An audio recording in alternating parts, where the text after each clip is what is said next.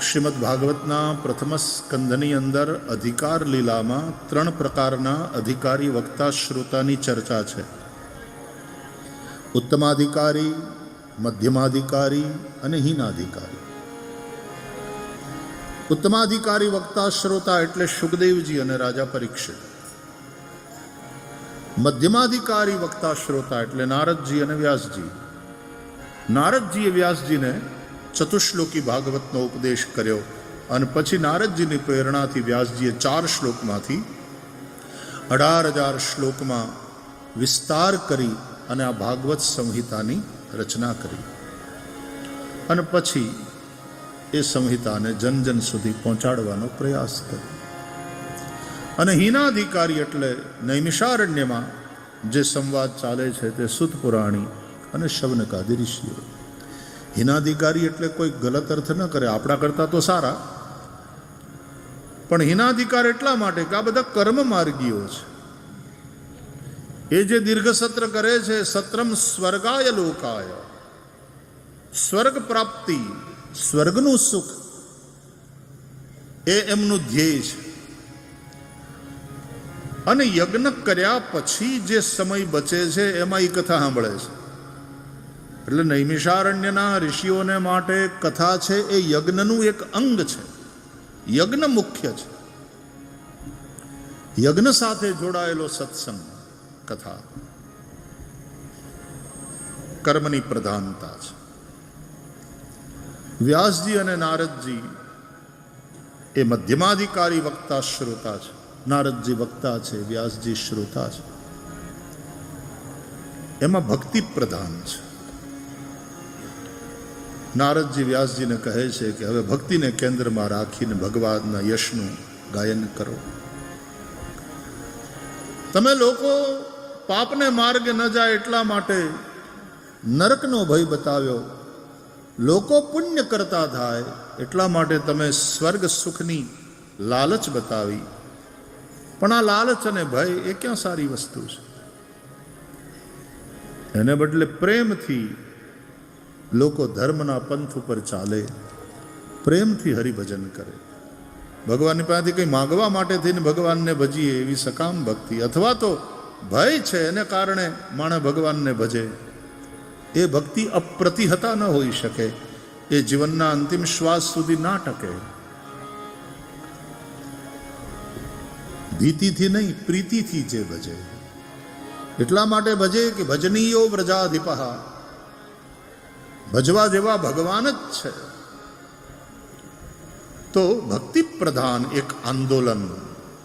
નારદજી, આપ સૌ જાણો છો, નારદજી ભક્તિ માર્ગના આચાર્ય છે. અને વ્યાસજીને એમણે પ્રેરણા કરી કે ભક્તિને કેન્દ્રમાં રાખીને તમે ચતુશ્લોકી ભાગવત, હું તમને કહું છું, એનો વિસ્તાર કરો અને ભાગવત મહાપુરાણની રચના કરો. અને વ્યાસજીએ એ જ કર્યું. અને તેથી આ ભાગવત ભક્ત્યો ગવર્ધનમ યચ્છ કૃષ્ણ સંતોષ હેતુકમ, ભક્તિ પ્રધાન ગ્રંથ છે. અને તેથી ભાગવતને સાંભળતા યસ્યામ વૈ શ્રૂયમાણાયામ કૃષ્ણે પરમ પુરુષે ભક્તિ ઉત્પદ્યતે પુંસઃ શોક મોહ ભયાપહા. એટલે ભાગવત ભક્તિ જનિકા સંહિતા છે. મધ્યમાધિકારી વક્તા શ્રોતા. ઉત્તમાધિકારી વક્તા શ્રોતા એટલે સુખદેવ અને રાજા પરીક્ષિત. ત્યાં જ્ઞાન પ્રધાન છે. રાજા પરીક્ષિતનો મોક્ષ થયો છે. જેને બ્રહ્મનું જ્ઞાન થાય એને પણ પછી કોઈ ભય ન હોય. આનંદમ બ્રહ્મણો વિદ્વાન ન બિભેતિ કુતશ્ચન. રાજા પરીક્ષિતને પછી મૃત્યુનો ભય રહ્યો નથી, કારણ કે સમજાણું કે મૃત્યુ જેવી કોઈ વસ્તુ છે જ નહીં. સૂર્યનો ઉદય ને સૂર્યનો અસ્ત એવું આપણે બોલીએ છીએ, પણ સૂર્યને માટે તો ઉદય ને અસ્ત જેવી વસ્તુ છે જ નહીં. આપણે પૃથ્વીના લોકો એમ કહીએ છીએ કે સવારના આટલા વાગે સૂર્યોદય, સાંજે આટલા વાગે સૂર્યાસ્ત. પણ સૂર્યને પૂછો તો ઉદય અને અસ્ત શું એ સૂર્યને ખબર જ નથી. તો સૂર્યની દ્રષ્ટિથી ઉદય અને અસ્ત જેવી કોઈ વસ્તુ નથી. એમ જ્ઞાન દ્રષ્ટિથી જોતા જન્મ અને મૃત્યુ જેવી કોઈ વસ્તુ નથી. ન મે મૃત્યુ શંકા ન મે જાતિ ભેદ પિતા નૈવ મે નૈવ માતા ન જન્મ ન બંધુર ન મિત્રમ ગુરુર નૈવ શિષ્ય ચિદાનંદ રૂપ શિવોહમ શિવોહમ અહમ નિર્વિકલ્પો નિરાકાર રૂપો વિભુર્વ્યાપ્ય સર્વત્ર સર્વેન્દ્રિયાણામ સદા મે સમત્વમ ન મુક્તિ ન બંધ. બંધન અને મુક્તિ એ પણ દ્વંદ્વ છે, દ્વૈત છે. રાજા પરીક્ષિતને સમજાણું. સુખદેવજીએ છેલ્લે કહ્યું રાજા પરીક્ષિતને, મુક્તિની ઈચ્છા હોય તો એ છોડી દે રાજા. આમ તો મુમુક્ષા લઈને માણસ બેસે અને ઉપદેશ સાંભળે, પણ છેલ્લે પછી ગુરુ એમ કે મુમુક્ષા એટલે કે મુક્તિની ઈચ્છાને છોડ. કારણ મુક્તિની ઈચ્છા એ પણ અજ્ઞાનને કારણે છે. મુક્તિની ઈચ્છા એને થાય જે પોતાની જાતને બંધાયેલો અનુભવતો હોય, માનતો હોય. હું બંધાયેલો છું એ જ અજ્ઞાન છે. રાજા એ અજ્ઞાનને છોડ. તારું સ્વરૂપ બંધન અને મુક્તિ એ બંનેથી વિલક્ષણ છે. સદા મે સમત્વમ ન મુક્તિ ન બંધ ચિદાનંદ રૂપ शिवोहम शिवोहम. तो मृत्यु है ही नहीं, फिर भय काहे का. તો રાજા પરીક્ષિતની જે સ્થિતિ થઈ આ ઉત્તમાધિકારીની સ્થિતિ છે. તો ઉત્તમાધિકારી વક્તા શ્રોતા એ સુખદેવ અને પરીક્ષિત છે. તો શરૂઆત થાય છે કર્મથી, એટલે કે નૈમિષારણ્યથી, એટલે કે સુત અને શૌનકાદિકોના સંવાદથી શરૂઆત છે. નૈમિષે અનિમિષ ક્ષેત્રે ઋષય શૌનકાદય સત્રમ સ્વર્ગાય લોકાય સહસ્ર સમમાસત.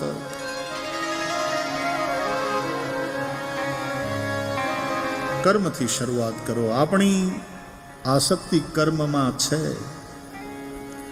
આપણો રજોગુણ આપણને સતત કર્મમાં પ્રેરિત કરતો રહે છે. તો એ કર્મ એમાં ધર્મ પ્રતિબિંબિત થવો જોઈએ. પાપ કર્મ ન કરો. કર્મ કરો એટલે કે શાસ્ત્ર વિહિત કર્મ કરો. શાસ્ત્રો જે કરવાનું કહે છે એ કરો. ધર્મ એટલે વિધિ અને નિષેધ, આ બંને વસ્તુ. વિધિ નિષેધ મય કલિમલ હરની કર્મ કથા રવિનંદની બરની. વિધિ એટલે કરવા યોગ્ય કર્મ કરવા, એ વિધિરૂપ ધર્મ છે. અને ન કરવા યોગ્ય કર્મ કરવાથી બચવું એ નિષેધરૂપ ધર્મ છે. ચોરી ન કરાય, નિષેધરૂપ ધર્મ. હરામનું ન ખવાય, નિષેધરૂપ ધર્મનું પાલન. બેઈમાની ન કરાય, નિષેધરૂપ ધર્મનું પાલન. હિંસા ન કરાય, નિષેધરૂપ ધર્મનું પાલન. પણ દાન કરાય, પરહિત કરાય, સાચું બોલાય. આ વિધિરૂપ ધર્મ છે. પરહિત સરિસ ધર્મ નહીં ભાઈ, પર પીડા સમ नहीं अधमाई. એટલે આ વિધિ ને નિષેધ આ બંનેને બતાવ્યા. તો कुछ करना धर्म है और कुछ करने से बचना ન करना ये धर्म. રામાયણ અને મહાભારત બે આપણા ઇતિહાસ ગ્રંથો છે. એમાં રામાયણથી મુખ્યત્વે વિધિરૂપ ધર્મનું જ્ઞાન આપવામાં આવ્યું અને મહાભારત દ્વારા નિષેધરૂપ ધર્મનું જ્ઞાન આપવામાં આવ્યું. તો રામાયણ सिखाती है ये करो ये करो ये करो, और महाभारत की कथा सिखाती है ये मत करो ये मत करो ये मत करो. આ બંને ગ્રંથો, આ બંને ઇતિહાસ ધર્મનું જ નિરૂપણ કરે છે. પણ એકમાં વિશેષ રૂપે વિધિરૂપ ધર્મનું નિરૂપણ અને બીજામાં મુખ્યત્વે નિષેધરૂપ ધર્મનું નિરૂપણ છે. અને એટલા માટે રામાયણ અને મહાભારત આ બંને ગ્રંથોનો બહુ મહિમા છે. રામાયણમાં રામ, મહાભારતમાં કૃષ્ણ. આમ તો મહાભારત તમે વાંચો ને તો એમાં કોણ હીરો છે ને કોણ વિલન છે ખબર જ ન પડે. જે જેવા છે તેને તેવા ચિતર્યા. આપણને એમ લાગે કે પાંડવો ને આ યુધિષ્ઠિર ને આ બધા બહુ સારા માણસ, ઓફકોર્સ સારા માણસો છે, પણ યુધિષ્ઠિરના પણ દુર્ગુણો, યુધિષ્ઠિરની પણ નબળાઈઓ મહાભારતમાં બતાવી. જુગાર રમે માણસ ધર્મરાજ થઈને, અને એવો આંધળો થઈ જાય જુગાર રમતા રમતા પોતાની પત્નીને દાવમાં મૂકે. બહુ ધાર્મિક ન ગણાતો એવો આજનો કોઈ માણસ પણ આવું કામ ન કરે, અને ધર્મરાજે કર્યું. તો શું કેવું? અને દુર્યોધન આમ તો ખરાબ માણસ ચિતરાયો છે, તો દુર્યોધનનું બીજું નામ સુયોધન પણ છે. બંનેના અર્થ એક જ થાય. પણ એ દુર્યોધન જ્યારે મરે છે મહાભારતમાં, ત્યારે પુષ્પની વૃષ્ટિ થાય છે. લ્યો હવે તમે શું કહેશો? મહાભારતમાં દુર્યોધનના મૃત્યુ ઉપર પુષ્પની વૃષ્ટિ થાય. એટલે મારા વાલા, કોઈ સંપૂર્ણ ખરાબ નથી હોતું ને કોઈ સંપૂર્ણ સારું નથી હોતું. દરેક સારા માણસમાં પણ 2-5 દુર્ગુણો હોય છે, અને દરેક ખરાબની અંદર પણ 1-2 સારા સદગુણો તમને જોવા મળે.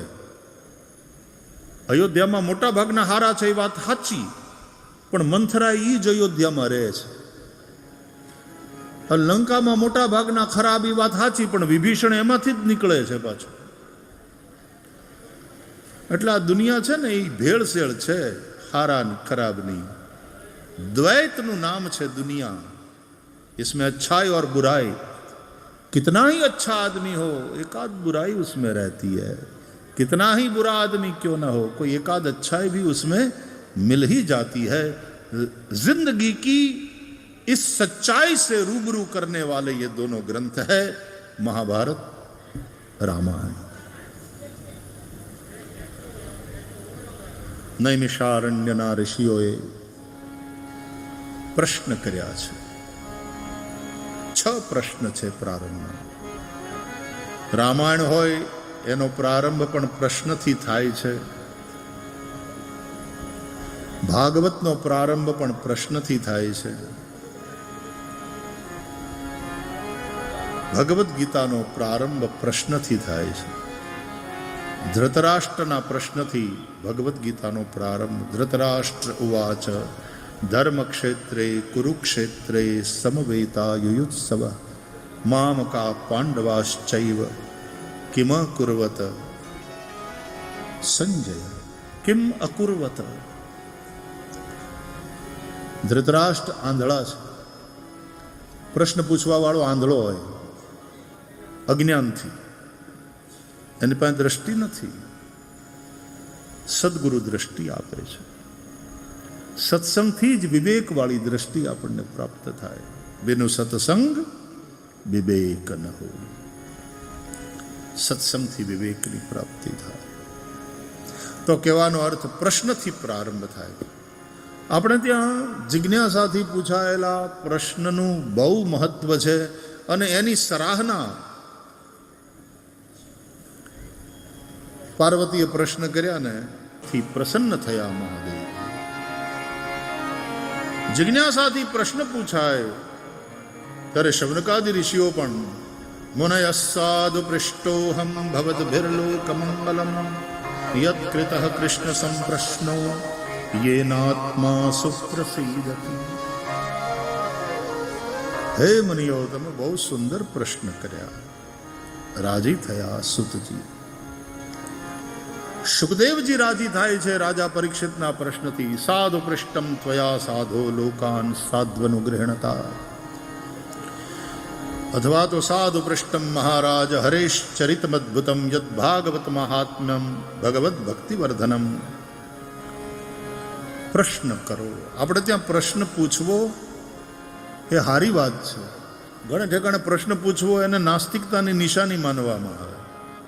આપણા ધર્મમાં એવું નથી. સનાતન ધર્મની બ્યુટી, સુંદરતા એ છે કે અહીંયા જિજ્ઞાસાથી પ્રશ્ન થાય તો એને વેલકમ કરવામાં આવે છે. ઉલટાનું વક્તા રાજી થાય.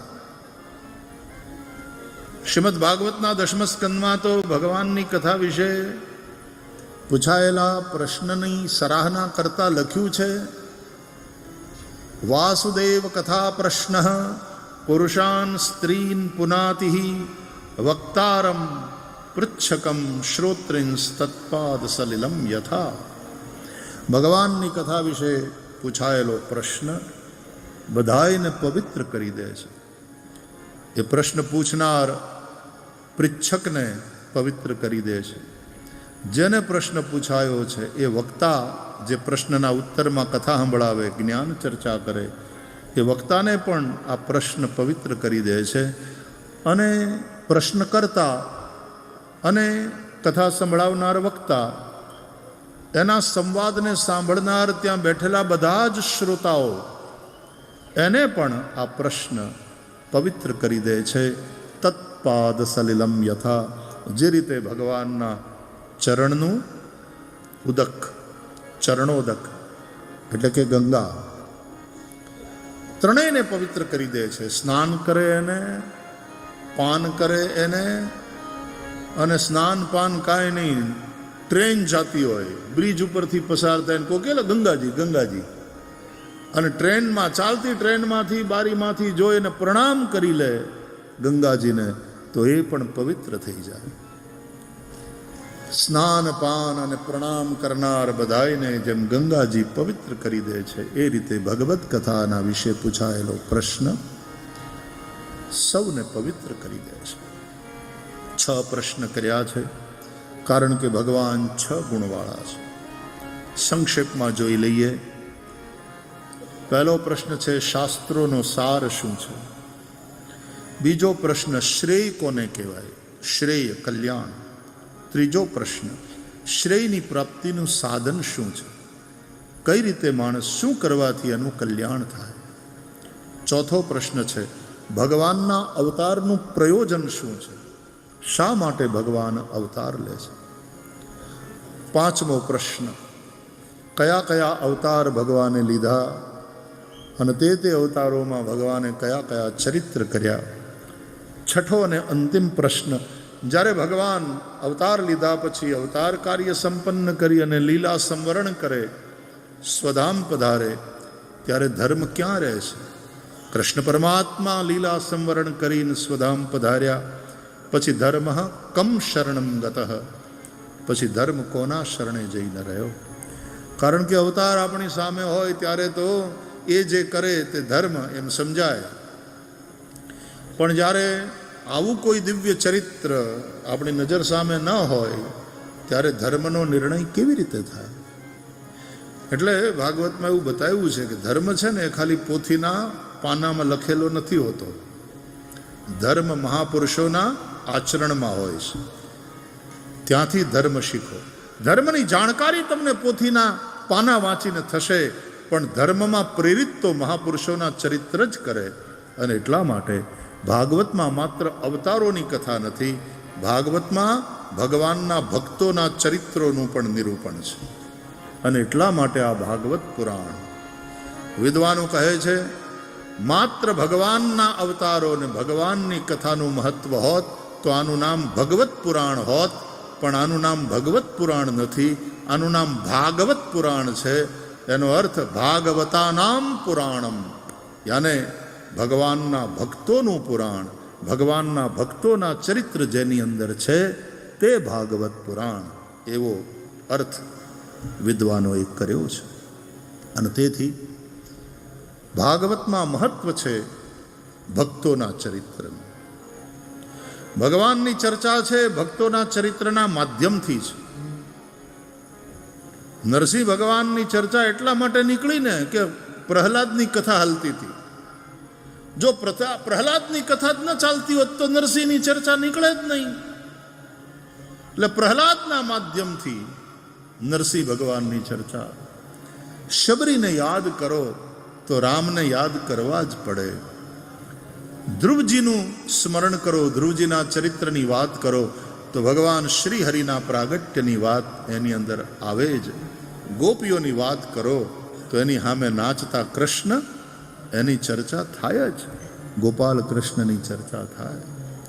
ગાયને યાદ કરો ને ગોપાલનું સ્મરણ ન થાય એવું બને.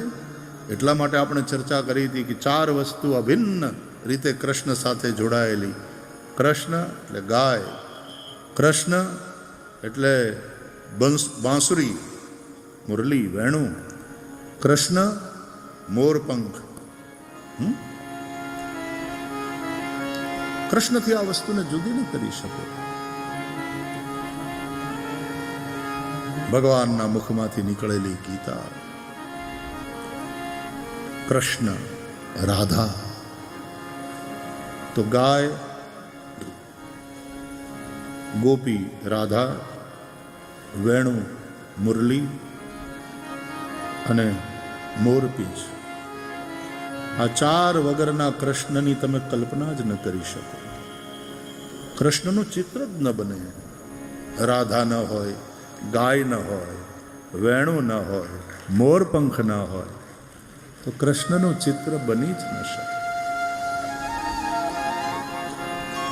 તો ગોપી પ્રેમની વાત આવી એટલે કૃષ્ણની વાત આવી. તો ભગવાનના ચરિત્રો ભાગવતમાં છે, પણ ભગવાનના ભક્તોના ચરિત્રોના માધ્યમથી. એટલા માટે આનું નામ ભાગવત પુરાણ છે. ભાગવતાનામ પુરાણમ, ભાગવત પુરાણ. શ્રીમદ ભાગવત મહાપુરાણ એવું આનું નામ છે. ઇદમ ભાગવતમ નામ પુરાણમ બ્રહ્મ સંહિતમ. કેવું છે આ પુરાણ? બોલે બ્રહ્મ સંહિતમ. બ્રહ્મનો અર્થ અહીંયા થાય વેદ, વેદ સંમત. વેદોપનિષદામ સારાત જાતા ભાગવતી કથા. વેદોપનિષદના સારથી ભાગવતની આ કથાનો પ્રાદુર્ભાવ થયો છે. પુરાણમ બ્રહ્મ સંહિતમ. રામાયણ, રામચરિતમાનસની રચના કરતા તુલસીદાસજીએ પ્રારંભમાં બાલકાંડના મંગલાચરણમાં જ સ્પષ્ટતા કરી. નાના પુરાણ નિગમાગમ સંમતમ યદ રામાયણે નિગદિતમ ક્વચિદન્યતોપી સ્વાંત સુખાય તુલસી રઘુનાથ ગાથા ભાષા નિબંધમતિ મંજુલ માતનોતી. નિગમાગમ સંમતમ યદ. નિગમ અને આગમ સંમત, વેદ સંમત. તો ઇદમ ભાગવતમ નામ પુરાણમ બ્રહ્મ સંહિતમ. ત્યાં બ્રહ્મનો અર્થ છે વેદ. 6 પ્રશ્ન કર્યા. ભગવાન 6 ગુણવાળા છે. ઐશ્વર્ય, વીર્ય, યશ, શ્રી, જ્ઞાન, વૈરાગ્ય. આ 6 ગુણવાળા ભગવાન છે. જેમ જેની પાસે ધન હોય એને ધનવાન કહેવાય, વિદ્યા હોય એને વિદ્વાન કહેવાય, એમ ભગ હોય એને ભગવાન કહેવાય. ભગવાળા એ ભગવાન. આ 6 ભગ છે. અને તેથી 6 ગુણવાળા ભગવાનને જાણવા માટે 6 પ્રશ્ન કર્યા. એના જવાબમાં 12 સ્કંધમાં સુતજીએ કથા સંભળાવી. 12 સ્કંધની અંદર ભગવાનના 6 ગુણોનું વર્ણન કરવામાં આવ્યું. નૈમિષારણ્યમાં ઇતિ સંપ્રશ્ન સંવૃષ્ટો વિપ્રાણામ રૌમહર્ષણિ. આ જે સુતજી કથા સંભળાવે છે ને નૈમિષારણ્યમાં, એનું નામ રૌમહર્ષણિ. રૌમહર્ષણિ એનો અર્થ થાય રોમહર્ષણના દીકરા. શુકદેવને બાદરાયણી કહે છે, બાદરાયણના પુત્ર. એમ રોમહર્ષણ નામના સુત. રોમહર્ષણ વ્યાસજીના શિષ્ય છે. અને એના પુત્ર એટલે રૌમહર્ષણી એટલે ઉગ્રશ્રવા નામના સૂત. પોતાના બાપા પછી આ ઉગ્રશ્રવા નામના સૂત કથા સંભળાવે છે નૈમિષારણ્યમાં. પ્રશ્નથી પ્રસન્ન થયેલા એ ઉગ્રશ્રવા નામના સૂત ઋષિઓના પ્રશ્નોની સરાહના કરી પ્રવક્તુમ ઉપચક્રમે કથા સંભળાવવા તૈયાર થયા. તો પહેલા ભાગવતમાં જેના થકી પોતાનો પ્રવેશ થયો છે એને ગુરુરૂપ માની અને એ શ્રી શુકદેવજીને પ્રણામ કર્યા. બોલીએ શ્રી શુકદેવજી ભગવાન કી. યમ પ્રવ્રજંતમનુપેતમપેત કૃત્યમ દ્વૈપાયનો વિરહ કાતર આજુહાવ પુત્રેતિ તન્મયતયા તરવોભિનેદુસ્તમ સર્વભૂત હૃદયમ મુનિમાનતોસ્મિ યસ્વાનુભાવમખિલ શ્રુતિસારમેકમધ્યાત્મદીપમતિતીતિરશતાં તમોંધમ સંસારિણાં કરુણયા પુરાણગુહ્યં તમ વ્યાસસૂનુમુપયામિ ગુરું મુનીનાં નારાયણં નમસ્કૃત્ય નરં ચૈવ નરોત્તમં દેવીં સરસ્વતીં વ્યાસં તતો જયમુદીરયેત. બે શ્લોકમાં શુકદેવજીની વંદના છે. પહેલા શ્લોકમાં પિતાના ઘરને છોડીને વિરક્ત પરમહંસ શુકદેવ જે જઈ રહ્યા છે, વનમાં વિચરણ કરી રહ્યા છે, એવા વિરક્ત શુકદેવની વંદના છે. અને બીજા શ્લોકમાં પરીક્ષિત જેવા સંસારીઓ પર કરુણા કરી અને ભાગવતની કથા સંભળાવતા અનુરક્ત શ્રી કૃષ્ણ ચરણારવિંદાનુરક્ત એવા શુકદેવજીની વંદના છે.